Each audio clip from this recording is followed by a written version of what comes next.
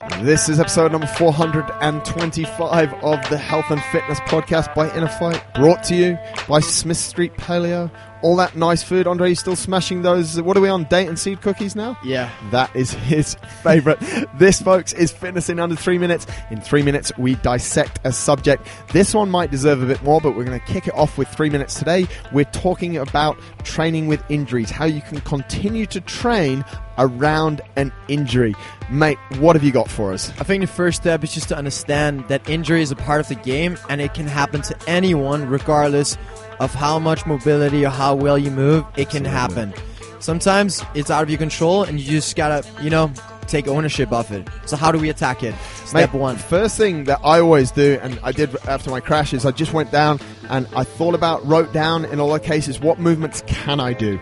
And then I just put together a workout of the movements I can do. Yep. And then every day I'd think maybe I can do another movement. I'd test it out. Does it work? Yes.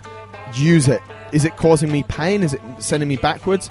If it is, don't use it. Yep. So it's really understanding what movements you can do. And I can guarantee you, if you've got a bad arm, you can still do a lot of movements. Exactly. Whereas a lot of people just go to the couch. Yep. Don't be one of those people. If you're a client or an athlete with a movement library that's not very big, meaning you just don't know a lot of movements, and you're not very creative, just because maybe you haven't had a lot of exposure to training, just find a coach or someone who can help you and share loads of exercise that you can use. Or go to Instagram.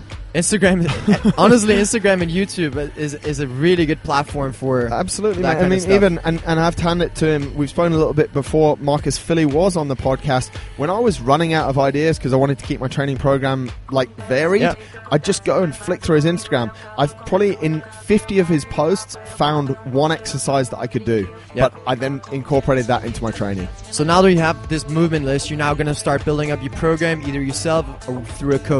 If you're doing a CrossFit class, just show up for the class still. If there's back squats and knee hurt, you know that you can do bench press instead. Just tell the coach, hey, I still want to be in the class today. Is it okay if I do bench press? And I'm 100% that pretty much in every gym, they'll be completely okay with it. If your coach tells you that that's not okay, turn around, go to the front desk, ask for a refund, and go to another welcome gym. To InnerFight. Yeah, welcome here. We actually have a lot of people at the moment that have a couple of people post-surgery. They're still in the gym. They're in the environment. And for me, that was one of the most important things after my accident is that I was in the gym and I was getting stuff done. Yeah.